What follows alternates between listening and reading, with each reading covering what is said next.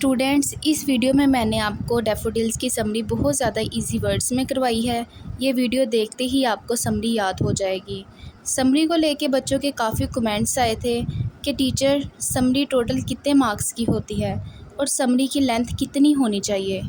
Students, summary total 5 marks की होती है। पोइट नेम लिखने का 1 नंबर मिलता है।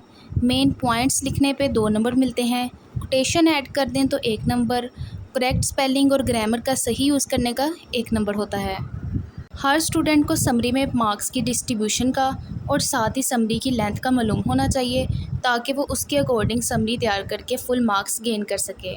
चलिए अब वक्त ज़ाया किए बगैर समरी देखते हैं। William Wordsworth was a famous English poet who loved nature. William एक मशहूर इंग्लिश का शायर था, वो नेचर से बहुत ज़्यादा प्यार करता था। आगे है, in his poem Daffodils he tells us about a beautiful scene he saw one day. एक दिन वो डैफोडिल्स पोइम में वो एक खूबसूरत नज़ारे को बयान करता है।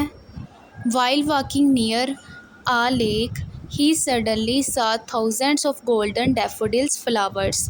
एक दिन वो झील के किनारे सैर कर रहा था, अचानक उसने हज़ारों गोल्डन डैफोडिल्स के फूल देखे।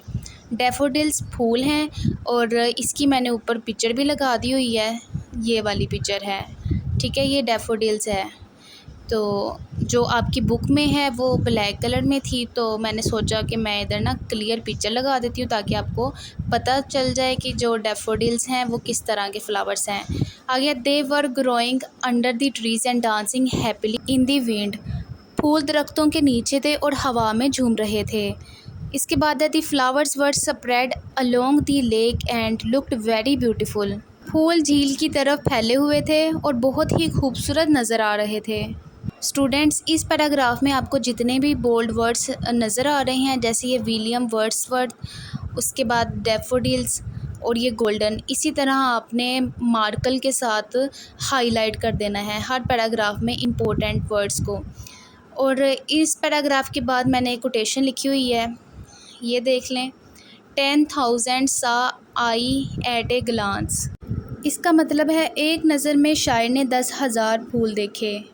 इसके बाद नेक्स्ट है, the poet calls the flowers a crowd. जो शायर है वो फूलों को क्राउड यानी हजूम कहता है, एंड ए होस्ट और मेज़बान कहता है, because they were in a very large number, क्योंकि ये लातदाद यानी बेशुमार थे जो फ्लावर्स हैं। उसके बाद है, the daffodil stretched from one end of the lake to the other. ये फूल झील के किनारे से लेकर दूसरे झील के किनारे तक फैले हुए थे। The poet compares them. जो शायर है वो कंपेयर करता है इन्हें to the stars in the sky. जो आसमान में तारे हैं उनसे। Seeing this amazing view made the poet very happy. इस हैरानकुन नज़ारे को देखकर शायर बहुत ज़्यादा खुश था। इसके बाद आपने ये दूसरी कोटेशन ऐड कर देनी है, continuous as the stars that shine, यानी कि फूल सितारों की तरह मुसलसल और बेशुमार थे। नेक्स्ट है, the beauty of the daffodils field the poets heart with Joy. जो खूबसूरती है डैफोडिल्स की उसने शायर के दिल को खुशी से भर दिया। Letter when the poet was alone and relaxed in his room. जब शायर अकेला था यानी आरामदेह था अपने कमरे में, ही remembered this seen in his mind. तो उसने इस नज़ारे को अपने जहन में याद किया। This memory gave him peace and happiness again. तो फिर इस नज़ारे ने उसे सुकून दिया और खुशी दी अगेन यानी दोबारा। His lonely time became beautiful because of his memory.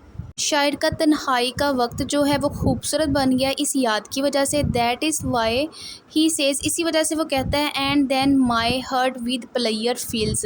इसके बाद ये आपने कोटेशन जो तीसरी है ये ऐड कर देनी है, जिसका मतलब है यानी कि जो फूल हैं उनकी याद से शायर का जो दिल है वो खुशी से भर जाता है।